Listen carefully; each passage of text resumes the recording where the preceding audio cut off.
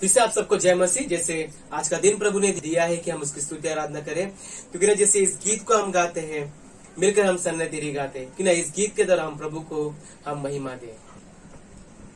मिलकर हम सन्ना तेरी गाते, सारे जहां को सुनाते, जय जय हो तेरी महिमा हो तेरी प्रभु, हम सब को यह गीत सुनाते। हालेलुया, जय जय हो तेरी महिमा हो तेरी प्रभु, हम सब को यह गीत सुनाते। चारों तरफ है घटाए, घनघोर बादल छाए, सूझे नहीं अब किनारा, तू ही हमारा सहारा। ले चल किनारे ले जा बनकर, तू माझी ले जा, हम सब को पार लगा दे। हालेलुया, ले चल किनारे ले जा बनकर, तू माझी ले जा, हम सब को पार लगा दे। मिलकर हम सन्ना तेरी गाते, सारे जहां को सुनाते, जय जय हो तेरी महिमा हो तेरी प्रभु, हम सब को यह गीत सुनाते। हालेलुया, जय जय हो तेरी महिमा हो तेरी प्रभु, हम सब को यह गीत सुनाते। पापों में जीवन हमारा कष्टों को झेल रहा है, कैसे बचेंगे सारे, पापी है जीवन हमारे। तू ही हमारी आशा, तू ही हमारा राजा, हम सब को पार लगा दे। तू ही हमारी आशा, तू ही हमारा राजा, हम सब को पार लगा दे। मिलकर हम सन्ना तेरी गाते, सारे जहां को सुनाते, जय जय हो तेरी महिमा हो तेरी प्रभु, हम सब को यह गीत सुनाते।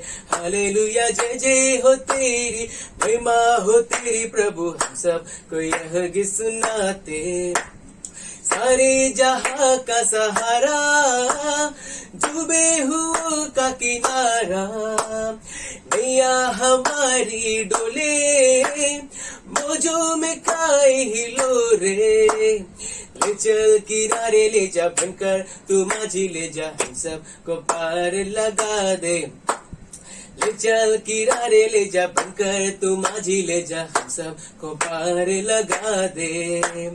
मिलकर हम सन्ना तेरी गाते, सारे जहां को सुनाते, जय जय हो तेरी महिमा हो तेरी प्रभु, हम सब को यह गीत सुनाते। हालेलुया, जय जय हो तेरी महिमा हो तेरी प्रभु, हम सब को यह गीत सुनाते। हो प्रभु, धन्यवाद करते प्रभु, आपकी स्तुति आपकी महिमा करते प्रभु। धन्यवाद करते प्रभु, आप महान शक्तिशाली परमेश्वर है प्रभु। जैसे हम जो कुछ भी है प्रभु, हम आपकी दया से है प्रभु। आपने हमें पापों से छुड़ाया, ऐसे धन्यवाद करते प्रभु। धन्यवाद करते प्रभु, ये समय है कि प्रभु आपको स्तुति दे, हम आपको आराधना दे प्रभु। जैसे हमने स्तुति किया है प्रभु, जैसे हम आराधना करते हैं प्रभु, धन्यवाद के साथ प्रभु, धन्यवाद के तरह प्रभु आपके पास आने के लिए आप मदद सहायता करें प्रभु। जैसे हम इस गीत को गाते, धन्यवाद के साथ स्तुति गाऊंगा, कि ना हम उसके जो भी परमेश्वर ने हमारे जीवन में किया है, कि ना हम इसको ध्यान में रखते हुए इस गीत को गाएं और प्रभु को हम इस गीत के द्वारा धन्यवाद दें। धन्यवाद के साथ स्तुति गाऊंगा, हे यीशु मेरे खुदा, उपकार तेरे है बेशुमार, कोटि कोटि स्तुति धन्यवाद। धन्यवाद के साथ स्तुति गाऊंगा, हे यीशु मेरे खुदा, उपकार तेरे है बेशुमार, कोटि कोटि स्तुति धन्यवाद। योग्यता से बढ़ के दिया है अपनी दया से तूने मुझे, योग्यता से बढ़ के दिया है अपनी दया से तूने मुझे, मांगने से ज्यादा मिला मुझे, आभारी हूँ प्रभु मैं। मांगने से ज्यादा मिला मुझे, आभारी हूँ प्रभु मैं। धन्यवाद के साथ स्तुति गाऊंगा, है यीशु मेरे खुदा। उपकार तेरे है बेशुमार, कोटि कोटि स्तुति धन्यवाद। तू है सच्चा जिंदा खुदा, तुझ पर ही भरोसा मेरा। तू है सच्चा जिंदा खुदा, तुझ पर ही भरोसा मेरा। सेवा पूरी करके पाऊं इनाम, प्रभु ऐसा दो वरदान। सेवा पूरी करके पाऊं इनाम, प्रभु ऐसा दो वरदान।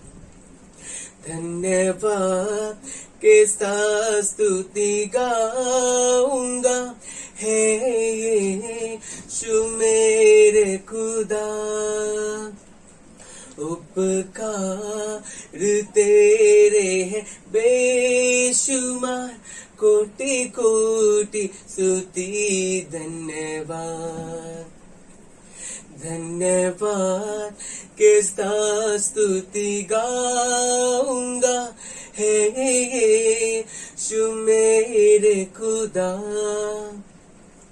उपकार तेरे है बेशुमार, कोटि कोटि स्तुति धन्यवाद।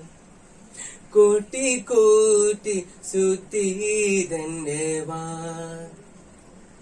कोटि कोटि स्तुति धन्यवाद। हो प्रभु, धन्यवाद करते प्रभु, आपकी स्तुति आपकी महिमा करते प्रभु। आज का दिन प्रभु आपके हाथों में देता प्रभु। आप महान भला परमेश्वर है प्रभु। जैसे हमने स्तुति और आराधना किया प्रभु, हम विश्वास करते प्रभु कि आपने इसे स्वीकार किया है प्रभु। आगे का समय प्रभु आपके हाथों में देता प्रभु, आपका चरण दया लाते हैं प्रभु।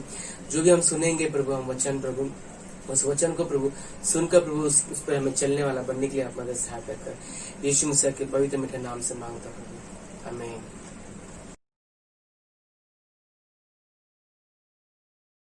जय मसीह।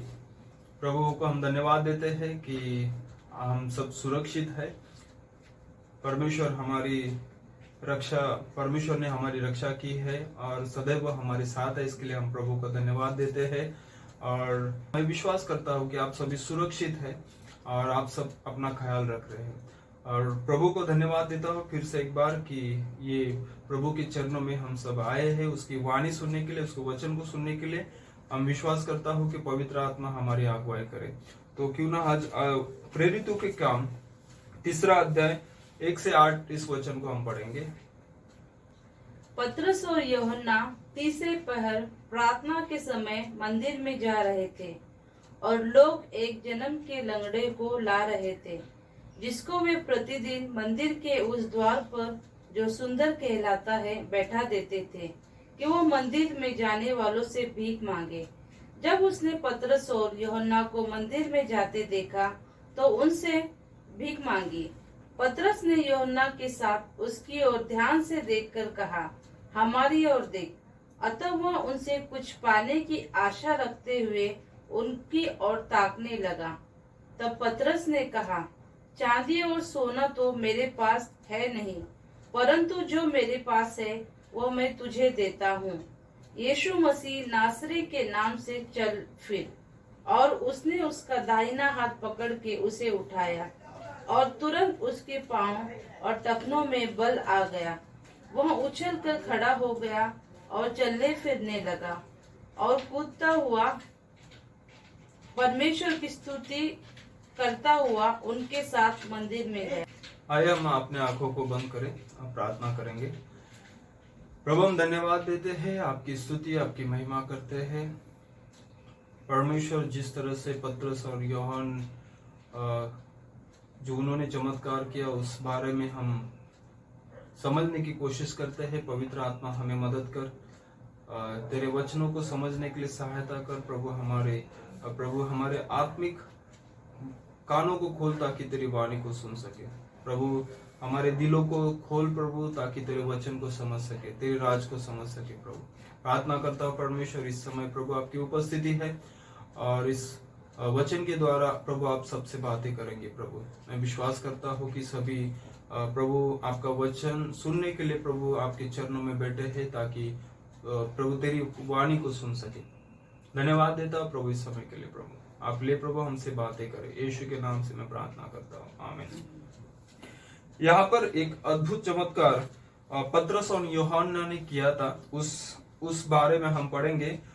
जैसे प्रेरितों के काम 3 अध्याय में हम पढ़ते हैं कि पतरस और यूहन्ना जब संध्या के समय, वो करीबन 3 बजे कहते हैं, प्रार्थना के समय मंदिर में जा रहे थे, तो वहां पर एक मनुष्य था, जन्म से लंगड़ा मनुष्य था। तो वहां पर हम देखते हैं कि वो प्रतिदिन वहां पर जाके वो भीख मांगता था, और उसी मंदिर में पतरस और यूहन्ना उस समय जा रहे थे। और हम देखते हैं, आगे देखते हैं कि जब उसने देखा कि पतरस और यूहन्ना मंदिर में प्रवेश करने पर तो भिक्षा मांगने लगा। तो वो वहां पर, जब पतरस और यूहन्ना वहां पर मंदिर के ओर पहुंचते हैं, तो वहां पर देखते हैं कि जो जन्म से लंगड़ा व्यक्ति था वो पतरस और यूहन्ना से भिक्षा मांगने लगता है। और फिर हम आगे देखते हैं कि तब पतरस ने यूहन्ना के साथ उसे एक तक देखकर कहा, हमारी ओर देख।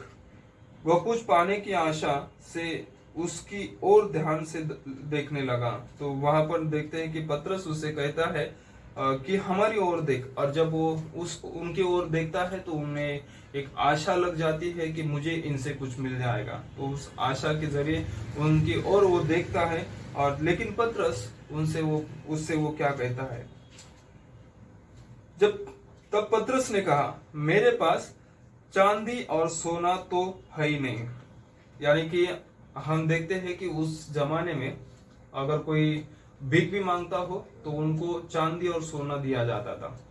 तो शायद उस समय, आज के जमाने हम देखते हैं कि अगर आज कोई भीख मांगता है तो उसे पैसा दिया जाता है, लेकिन उस जमाने में चांदी और सोना लोग लेके शायद घूमते थे। इसके लिए पतरस उस तरह से कहता है कि मेरे पास चांदी और सोना है ही नहीं है।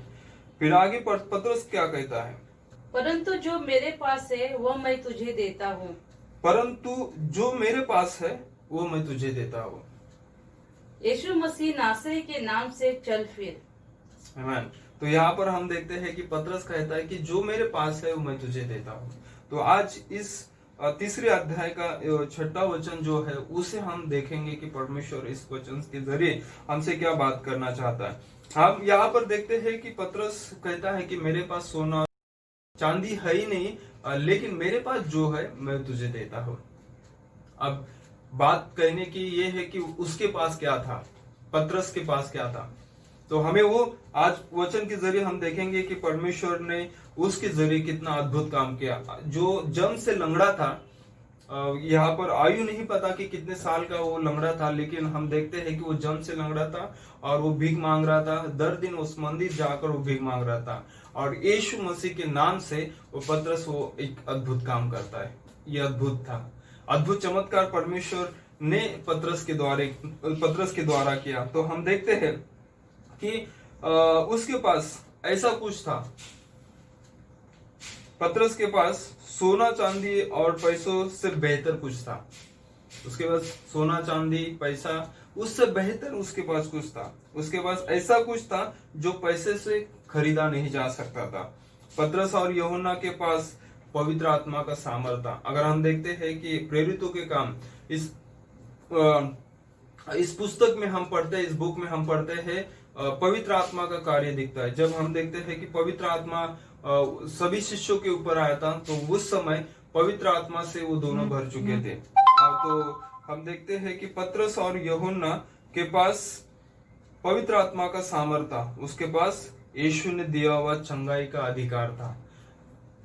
उस अधिकार को पतरस और यूहन्ना उसे लेके चलते थे, यानी कि उनके पास, पतरस और यूहन्ना के पास एक परमेश्वर का सामर्थ था, परमेश्वर का चंगाई का अधिकार था, जो यीशु के द्वारा दिया गया था।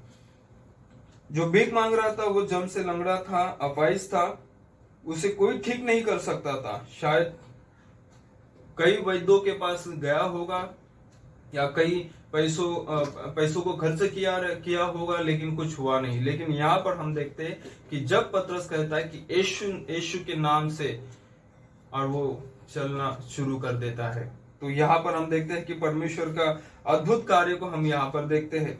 और यह अद्भुत था क्योंकि यीशु के नाम से वो चलने लगा और उसके पास वो परमेश्वर का सामर्थ्य था। उसके पास सोना चांदी पैसा नहीं था, लेकिन उसके पास परमेश्वर का कुछ अद्भुत बातें उसके पास थी। आज इस महामारी कोरोना वायरस की बीमारी के कारण पूरा देश, भारत के सारे नागरिक बड़े संकट में है। रोज कई लोग अलग अलग कारण की वजह से खुदकुशी कर रहे हैं। इस परिस्थिति में हम विश्वासी लोग भी इस संकट के शिकार बन चुके हैं। हम भी उस एक संकट के शिकार हो चुके हैं, और लेकिन हमें समझना होगा कि हम लोग इस जगत से अलग है। हम परमेश्वर के बच्चे हैं, परमेश्वर की संतान है, तो हमें वो समझना बहुत जरूरी है। तो यहाँ पर हम देखते हैं कि पतरस के पास जो था वो हमें देखना है कि क्या हमारे पास भी वो है। शायद वचन यूहन्ना के अनुसार, वचन यूहन्ना 1:12 के अनुसार हम परमेश्वर की संतान होने का अधिकार दिया गया है। तो हमें परमेश्वर की संतान होने का अधिकार दिया गया है, तो हम उस अधिकार के जरिए परमेश्वर के हम संतान है। तो हमें परमेश्वर की संतान होने के नाते परमेश्वर पिता ने हमें क्या दिया है उस पर ध्यान देना जरूरी है। परमेश्वर के राज को समझना जरूरी है। क्या परमेश्वर के राज को हम समझ पा रहे हैं? क्या परमेश्वर ने जो बातें दिए हैं, परमेश्वर ने जो अद्भुत बातें हम दिए हैं, क्या हमारे पास वो है? या हमें वो समझना जरूरी है जो हमारे पास है। हम यूहन्ना 1:12 को हम पढ़ेंगे। परंतु जितनों ने उसे ग्रहण किया, उसने उन्हें परमेश्वर की संतान होने का अधिकार दिया, अर्थात उन्हें जो उसके नाम पर विश्वास रखते हैं। फिर से एक बार। परंतु जितनों ने उसे ग्रहण किया, जितनों ने उसे ग्रहण किया, उसने उन्हें परमेश्वर की संतान होने का अधिकार दिया। उसने उन्हें परमेश्वर होने का संतान होने का अधिकार दिया। तो परमेश्वर ने वो अधिकार दिया है कि हम उसकी संतान बने। तो हम परमेश्वर की संतान हैं। जब पिता, स्वर्गीय पिता, इस सारे सृष्टि का मालिक, वो हमारा पिता है और हम उसकी संतान हैं, तो हमें सोचना है कि उस परमेश्वर के पास जो है वो हमारा है, जो हमारे पास है वो परमेश्वर का है। तो हमें वो देखना है कि परमेश्वर, हमें समझना जरूरी है कि परमेश्वर ने हमें क्या दिया है। जैसे हम इफिसियों की 1:3 में हम पढ़ते हैं कि परमेश्वर में यीशु हमें मसीह में स्वर्गीय स्थानों की सब प्रकार की आशीष दी है। तो हम उसे पढ़ेंगे। हमारे प्रभु यीशु मसीह के परमेश्वर और पिता का धन्यवाद हो कि उसने हमें मसीह में स्वर्गीय स्थानों में सब प्रकार की आत्मिक आशीष दी है। मसीह में हमें स्वर्गीय स्थानों की सब प्रकार की आत्मिक आशीष दी है। यहाँ पर लिखा है कि आशीष दी है, यानी कि परफेक्ट टेंस में पूरे काल में इस वाक्य को लिखा है। यानी कि ये नहीं कहा गया है कि आप प्रभु पर जब विश्वास करते हो, प्रभु को ग्रहण करते हो, फिर आपको आत्मिक आशीष आप पाओगे। परमेश्वर का वचन कहता है कि आपको आत्मिक आशीष मिली है, स्वर्गीय स्थानों की सब प्रकार की आशीष मिली है। हमें आत्मिक आशीषों का आनंद उठाना है। परमेश्वर ने हमें गोद लिया है। हमें जो परमेश्वर की आत्मिक आशीष जो परमेश्वर ने हमें दी है उसे हमें समझना है। कई बार इस जगत में हम रहते हैं तो हमारा ध्यान कई और होता है, जगत की सारी चीजों के ऊपर हमारा ध्यान होता है। उस समय उस जगह पर हम अपना लक्ष्य को केंद्रित करते हैं और उस पर हम लक्ष्य केंद्रित करने के कारण हम परमेश्वर के आत्मिक आशीष को हम समझ नहीं पाते कि परमेश्वर ने क्या हमें दिया है। तो जैसे कि इफिसियों के 1 अध्याय 5 वचन में यहाँ पर देखते हैं कि उस परमेश्वर ने हमें गोद लिया है। हम अनाथ ऐसे थे लेकिन परमेश्वर ने हमें गोद लिया। उसे हम पढ़ेंगे उस वचन को। और अपनी इच्छा के भले अभिप्राय के अनुसार हमें अपने लिए पहले से ठहराया कि यीशु मसीह के द्वारा हम उसके लेपालक पुत्र हो। यीशु मसीह के द्वारा हम लेपालक पुत्र हो, यानी कि हम परमेश्वर ने हमने देखा कि परमेश्वर ने संतान होने का अधिकार दिया है, यानी कि हम परमेश्वर के संतान हैं। अब यहाँ इस वचन में हम पढ़ते हैं कि हम परमेश्वर ने हमें लेपालक पुत्र बनाया है, हम दत्तक परमेश्वर ने हमें गोद लिया है। तो ये बहुत ही अद्भुत बातें हैं जो हमारी समझ के परे है, लेकिन जब हम परमेश्वर के राज की ओर ध्यान देते हैं, हमारा ध्यान केंद्रित करते हैं, तो ये परमेश्वर के आत्मिक आशीषों को हम समझ सकते हैं। वचन 7 में हम पढ़ते हैं कि परमेश्वर ने हमें छुटकारा दिया है, अपराधों से हमें क्षमा मिली है, हमें उद्धार मिला है। तो उस वचन को हम पढ़ेंगे, उसी इफिसियों 1 अध्याय 7 वचन में हम पढ़ेंगे। हमको उसने उसके लहू के द्वारा छुटकारा अर्थात अपराधों की क्षमा और उसके उस अनुग्रह के धन के अनुसार मिला है। हमें छुटकारा और अपराधों की क्षमा मिली है। हमारी मृत्यु तय थी, लेकिन जब हमने प्रभु यीशु पर विश्वास किया, हमें छुटकारा मिल गया।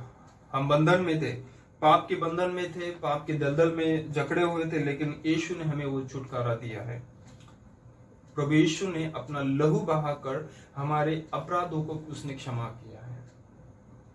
परमेश्वर ने हमें निर्दोष बनाया है, परमेश्वर ने हमें जीवन दिया है और परमेश्वर ने हमारे अपराधों को क्षमा करके हमें नया जीवन दिया है।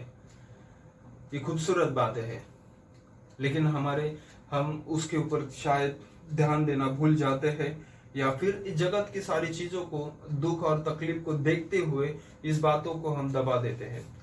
क्या हमारे पास है? अद्भुत बातें परमेश्वर ने हमारे पास दिए है, उसे हमें समझना जरूरी है। परमेश्वर ने हम मत्ती का 10वां अध्याय 1 वचन में हम पढ़ेंगे कि परमेश्वर ने और एक अद्भुत बातें हमें दी है, परमेश्वर ने हमें दिया है, उसे हम समझें।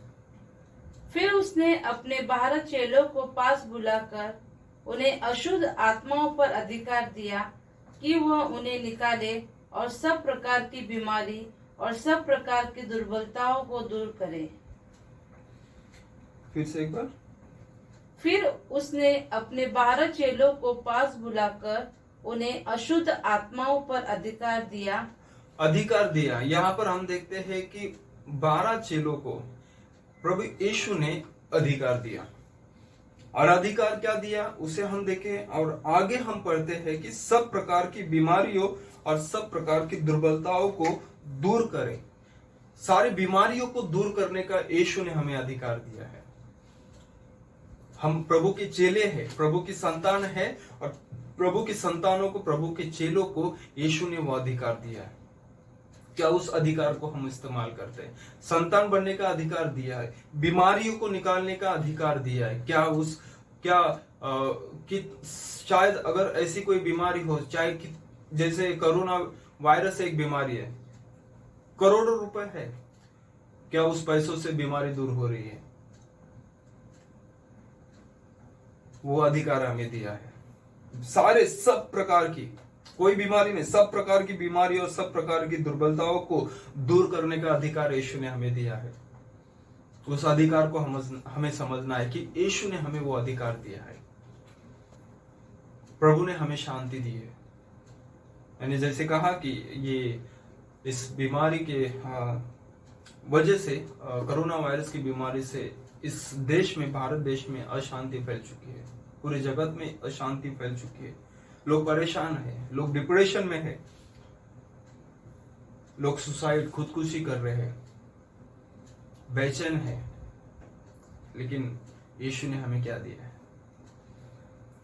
हम उस बीमारी के एक शिकार हो, लेकिन हम अलग लोग हैं। प्रभु ने हमें चुना है, हम विश्वासी है। प्रभु ने हमें संतान बनने का अधिकार दिया है और प्रभु ने हमें शांति दी है। तो हमारे जीवन में जो शांति प्रभु यीशु ने दी है वो हमारे जीवन में हो। तो उस वचन को हम पढ़ेंगे, यूहन्ना 14:27 वचन को हम पढ़ेंगे। मैं तुम्हें शांति दे जाता हूँ, अपनी शांति तुम्हें देता हूँ। जैसे संसार देता है, अपनी शांति तुम्हें दिया जाता हो। अपनी शांति, यीशु कहता है कि मैं अपनी शांति तुम्हें देता हूँ। जैसे आगे क्या लिखा है? जैसे संसार देता है मैं तुम्हें नहीं देता। जैसे संसार देता है मैं नहीं देता। तुम्हारा मन व्याकुल न हो और न डरे। तुम्हारा मन व्याकुल ना हो और ना डरे। शायद मन में डर होगा, व्याकुल हो चुके रहेंगे, अस्वस्थ हो चुके रहेंगे, लेकिन प्रभु का वचन कहता है, प्रभु यीशु कहते हैं कि व्याकुल ना हो, ना डरो, डरो मत, क्योंकि मैं तुम्हें मेरी शांति देता हूं। संसार जो देता है वैसे नहीं। शायद लॉकडाउन में लोग 7 महीने से घर पर बैठकर बेचैन है, तो कुछ लोग घूमने जाएंगे शांति पाने के लिए, आनंद उठाने के लिए घूमने जाएंगे, क्योंकि घर बैठ के थक चुके हैं। लेकिन वो आनंद और वो शांति जो संसार देता है वो हमें प्रभु नहीं, वो उसकी शांति हमें देता है और वो हमारे जीवन में शांति, चाहे हमारे पास कुछ हो ना या हो, लेकिन प्रभु की शांति हमारे जीवन में होती, प्रभु का आनंद हमारे जीवन में। यूहन्ना 15:11 में वचन हम नहीं पढ़ेंगे उसे, लेकिन उसमें लिखा है कि उसका आनंद हम में बना रहे। उसका आनंद, प्रभु यीशु का आनंद हम में बना रहे, क्योंकि उसने हमें आनंद दिया है।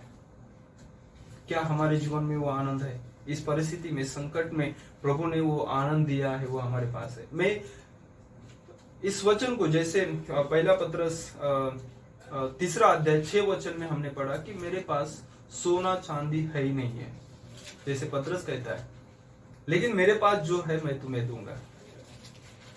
तो मैं ये बताने की कोशिश कर रहा हूं कि हमारे पास क्या है। हमारे पास शांति परमेश्वर ने दी है। प्रभु यीशु का आनंद हमारे जीवन में है। परमेश्वर ने उसकी संतान बनने का अधिकार दिया है। क्या हम परमेश्वर की शांति और आनंद हमारे जीवन में है और परिवार में उसका अनुभव कर रहे हैं? क्या हम परमेश्वर के आनंद और शांति हमारे जीवन में और हमारे परिवार में अनुभव कर रहे हैं क्या? इस परिस्थिति में सभी लोग, कुछ चंद लोगों को छोड़ के सभी लोग संकट में है, संघर्ष का सामना कर रहे हैं। क्या उस संघर्ष में परमेश्वर का आनंद को हम अनुभव कर रहे हैं? अगर हमारा लक्ष्य या हमारा ध्यान अपनी समस्या और संकट पर लगाए रखे हैं, तो परमेश्वर के आत्मिक आशीष को समझ नहीं पाएंगे।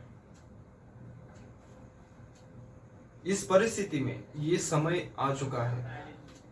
अगर ये कहूँ ये समय नहीं आता तो शायद हम अपना जीवन एक जिस तरह से जीवन बिता रहे थे, लेकिन इस समय में अब मौका है कि परमेश्वर के आत्मिक आशीष को हम समझ सके। क्या हमारे पास है? लेकिन फिर भी अगर आए हुए संकट के ऊपर अगर हम लक्ष्य देते हैं, अपना ध्यान केंद्रित करते हैं, अपनी समस्याओं को ध्यान केंद्रित कर अगर हम दुखी रहते हैं, तो फिर भी हम परमेश्वर के आशीष, आत्मिक आशीष को हम समझ नहीं पाएंगे। परमेश्वर का राज्य खाना पीना नहीं है। रोमियो 14:17 में कहता है कि परमेश्वर का राज्य खाना पीना नहीं है, परंतु धार्मिकता, धर्म और मेल मिलाप और आनंद है जो पवित्र आत्मा से होता है। परमेश्वर का राज्य किसमें है? धर्म और मेल मिलाप और आनंद से जो पवित्र आत्मा से होता है। तो पवित्र आत्मा से हमें वो आनंद मिला है परमेश्वर का, और धार्मिकता ये परमेश्वर का राज्य है। खाना पीना ये राज्य नहीं।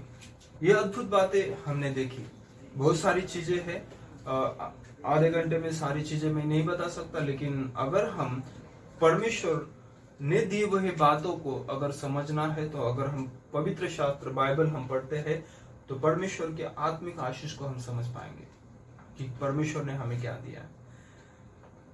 और हमें समझना जरूरी है, क्योंकि उसका राज्य, उसके राज्य के लिए हमने अपना जीवन समर्पित किया है। आज अगर हम प्रभु के राज में हैं, तो उसके राज को समझना जरूरी है और उसके राज में उसकी इच्छा के अनुसार बढ़ना है। अब तक देखा कितनी अद्भुत बातें हमारे पास है, चाहे कितना भी पैसा हो हम उसे खरीद नहीं सकते। जो बातें मैंने अभी तक बताई, जो हमारे एक प्रभु का वचन कहता है कि स्वर्गीय स्थानों में सब प्रकार के आत्मिक आशीष हमें दी है प्रभु। और हम देखते हैं कि परमेश्वर ने हमें संतान बनने का अधिकार दिया है, सारी बीमारी को निकालने का परमेश्वर ने हमें अधिकार दिया है, और ये सारी सुंदर बातें परमेश्वर ने हमें दी है। तो उस बातों को हमें समझना है और उसे पकड़ के रखना है कि यस, परमेश्वर मेरे पास ये है, उन्हें मुझे अधिकार दिया है, और उस अधिकार का मैं इस्तेमाल तेरे राज के लिए करूंगा, अपने जीवन के लिए करूंगा। शायद आप कहेंगे कि वो सब अच्छी बातें हैं, लेकिन हमें अभी बड़े संकट में है, हमें पैसों की जरूरत है। शायद आप बोल सकते हो कि मैं समझ सकता हूं कि हम समझ सकते हैं कि हमारे पास ये सारे परमेश्वर ने दी है, लेकिन हमें अब जरूरत है पैसों की, या फिर हमें जरूरत है जीवन बिताने के लिए जो जरूरत है, जो आवश्यकता है उसे पूरा करने की। हाँ, हमें जरूरत है, पैसों की जरूरत है, हमारी आर्थिक परिस्थितियों को ऊंचा उठाने की जरूरत है। पैसों के बिना हम जी नहीं सकते, पैसों के बिना हम जी नहीं सकते। पैसा हमारे लिए जरूरी है, हमारी आर्थिक परिस्थिति में आशीष हमें जरूरत है। इसके लिए यूहन्ना 10:10 में यीशु कहता है, उसे पढ़ेंगे हम। चोर किसी और काम के लिए नहीं, परंतु केवल चोरी करने और घात करने और नष्ट करने के लिए आता है। मैं इसलिए आया हूँ कि वे जीवन पाए और बहुतायत से पाए। यस, अगर आप सोचते हो कि नहीं, हमें जरूरत है, हमारे जरूरतों को पूरा करने की जरूरत है, इस परिस्थिति में, इस संकट में तकलीफ हो रहा है, प्रभु यीशु का वादा है, कहता है कि मैं इसलिए आया हूं कि वो जीवन पाए और बहुतायत से पाए। जीवन पाए यानी कि हम देखते हैं कि ये प्रभु ये नहीं चाहेगा कि हम दारिद्र में जीवन बिताए, प्रभु ये नहीं चाहेगा कि हम एक निचले स्तर पर जीवन बिताए। प्रभु का वचन कहता है कि मैं इसलिए आया हूं कि वो जीवन पाए और बहुतायत से जीवन पाए। तो बहुतायत से आशीष देने के लिए वो आया है। यीशु मसीह हमें बहुतायत से आशीष देने के लिए आया है। वो कहता है कि वो जीवन पाए, वो जीवन हमें देने आया है यीशु। तो हमें उस पर भरोसा करना है कि उसने कहा है कि यस, मैं जीवन देने आया हूं, जीवन पाए बहुतायत से। यही नहीं कि हम भूखे रहे, दारिद्र्य में जीवन बिताए या फिर एक लाचार जीवन बिताए। वो इसलिए नहीं आया कि हम लाचार जीवन बिताए, वो हमें आशीष देने आया है। उसने कहा है कि मैं इसलिए आया हूं कि आप जीवन पाए, बहुतायत से जीवन पाए। साधारण रीति से ऐसे आपातकालीन परिस्थिति में चिंता होती है कि हम क्या खाएंगे, क्या पिएंगे, क्या पहनेंगे। ऐसी स्थिति में अर्थात इस आपातकालीन परिस्थिति में चिंता होती है कि क्या हम खाएंगे, क्या पिएंगे, कैसे होगा, क्या होगा, क्यों हुआ। बहुत सारे सवाल हमारे मन में होंगे। लेकिन अगर आप परमेश्वर की वाणी को आप सुनोगे, पवित्र शास्त्र बाइबल को आप पढ़ोगे, तो बहुत सारे सवालों का आपको जवाब मिल जाएंगे। जैसे हमें जरूरत है, परमेश्वर हमें वो देगा।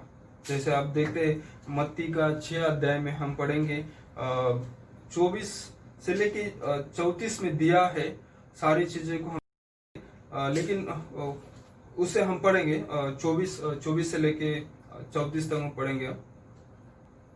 कोई मनुष्य दो स्वामियों की सेवा नहीं कर सकता, क्योंकि वह एक से बैर और दूसरे से प्रेम रखेगा, या एक से मिला रहेगा और दूसरे को तुच्छ जानेगा। तुम परमेश्वर और धन दोनों की सेवा नहीं कर सकते।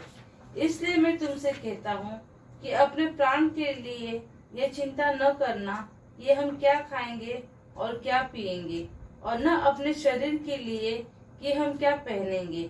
और प्राण भोजन से और शरीर वस्त्र से बढ़कर नहीं।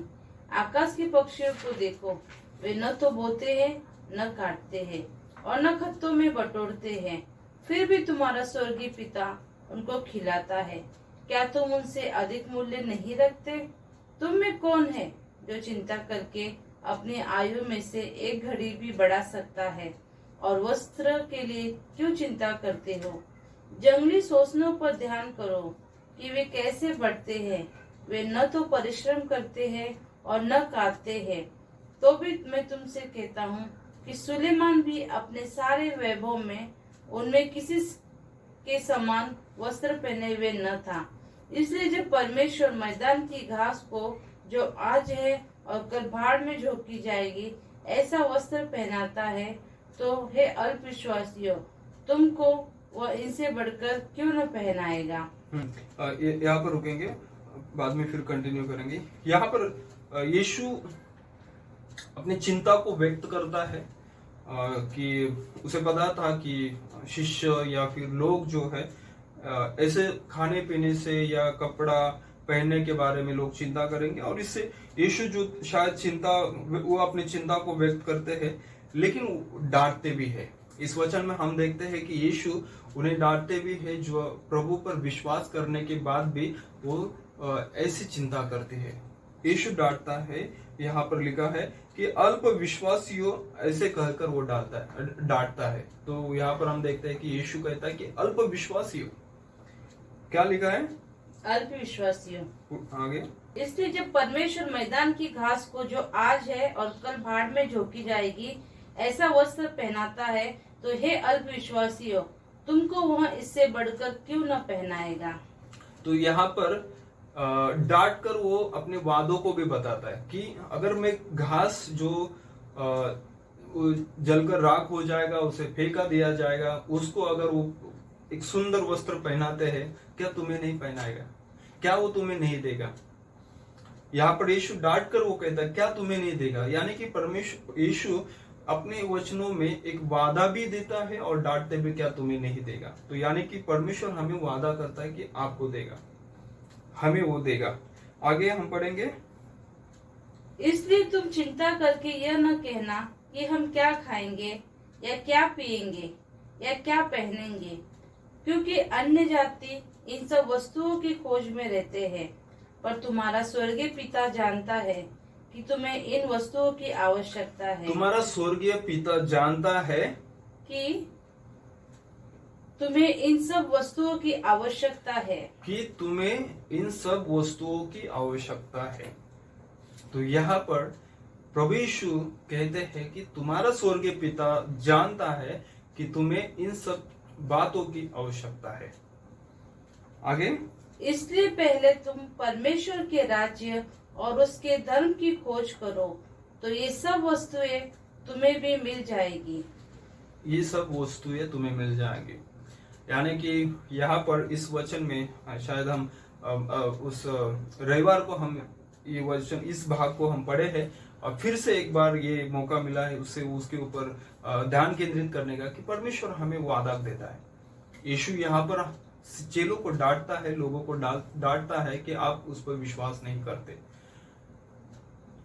लेकिन आगे वो कहता है कि स्वर्गीय पिता सब जानता है, हमारे हर एक जरूरतों को जानता है। फिर भी आगे कहा गया है कि क्या लिखा है, पर तुम्हारा स्वर्गीय पिता जानता है कि तुम्हें इन सब वस्तुओं की आवश्यकता है, इसलिए पहले तुम परमेश्वर के राज्य और उसके धर्म की खोज करो। यानी कि यहाँ पर यह लिखा है कि वह हमारी आवश्यकताओं को जानता है, लेकिन फिर भी परमेश्वर प्रभु यीशु कहता है कि पहले से उसकी इससे पहले तुम परमेश्वर के राज्य और परमेश्वर के राज्य और धार्मिकता की खोज करो। यानी कि परमेश्वर हमें वादा करता है कि आप खाने पीने की चिंता ना करें, वो देगा। परमेश्वर कपड़ों की चिंता ना करे। घास को अगर वो कपड़ा पहनाता है तो वो उससे बेहतर वो कपड़ा देगा। यीशु ये भी कहता है कि सुलेमान राजा से बेहतर वो देगा। और पक्षियों को देखो, उसे खिलाता है, आपको भी खिलाएगा। फिर भी आखिरी में वो कहता है कि परमेश्वर का राज्य और धार्मिकता की खोज करो पहले, फिर बाकी सब वस्तुएं मिलेंगी। यानी कि इस परिस्थिति में परमेश्वर हमारे हर एक जरूरतों को पूरा करेगा, हर एक जरूरतों को पूरा करेगा। लेकिन परमेश्वर का वचन कहता है कि उसकी धार्मिकता और उसके राज की खोज करना है। जब लॉकडाउन हुआ, कोर्ट बंद हुए और मेरी पूरी आमदनी बंद हुई और लोन के वजह से मेरा कोई सेविंग भी नहीं था। मैं बड़े संकट में था और समझ में नहीं आ रहा था कि क्या होगा। एक तूफान की तरह मेरे जीवन में वो एक संकट आ गया। निराश था शुरुआत में, लेकिन परमेश्वर के वचनों से प्रभु ने कई बातें मुझसे की। फिर एक विश्वास था कि प्रभु मुझे मन्ना खिलाएगा। अगर मुझे खाना नहीं मिल रहा है तो परमेश्वर मुझे मन्ना खिलाएगा, क्योंकि परमेश्वर ने इजराइल लोगों को, जब उनको खाने के लिए भोजन नहीं था तो परमेश्वर ने उन्हें मन्ना खिलाया। तो मेरा यह विश्वास था कि अगर मुझे खाना नहीं मिलेगा, मुझे राशन नहीं मिलेगा, तो परमेश्वर मुझे मन्ना देगा। लेकिन मुझे मन्ना नहीं मिला, क्योंकि राशन मिलता था। कैसे ना कैसा परमेश्वर उसे बंदोबस्त कर ही देता था। आज तक वो कर रहा है। तो ये मेरे जीवन की गवाही है कि परमेश्वर अद्भुत है। वो हमारे जीवन में अद्भुत काम करता है। वो हमें कभी भूखा रहने नहीं देगा। वो हमें जरूर हमारे हर एक जरूरतों को पूरा करेगा। और जैसे कि परमेश्वर का वचन कहता है कि वो परमेश्वर हमारी आवश्यकता को जानता है। तो हमारा ध्यान केंद्रित करे जो हमारे पास है। जैसे पतरस ने कहा, आत्मविश्वास से कहा, जैसे पतरस ने कहा, जो मेरे पास है वो मैं तुझे देता हूं। आज आप कहो कि जो मेरे पास है मैं तुम्हें देता हूं। आप अपने पड़ोसी की दे सकते हो। जो लोग बीमार है उसको अपने अधिकार से उसकी बीमारी को आप दूर कर सकते हो। आप अपने पास जो है परमेश्वर का सामर्थ्य है, परमेश्वर का अभिषेक है, परमेश्वर का आनंद है, परमेश्वर की शांति है, परमेश्वर के सभी आत्मिक आशीष हमारे पास है। तो हम परमेश्वर के, जैसे पतरस ने कहा, वैसे हम कह सकते हैं आज अगर हमारे पास सोना चांदी पैसा नहीं है, लेकिन मेरे पास जो है वो किसी के पास नहीं होगा, यानी वो पैसों से खरीदा नहीं जा सकता। वो परमेश्वर ने हमें दिया है। तो क्यों ना परमेश्वर का धन्यवाद देते रहे, परमेश्वर की महिमा करते रहे और आनंद करते रहे।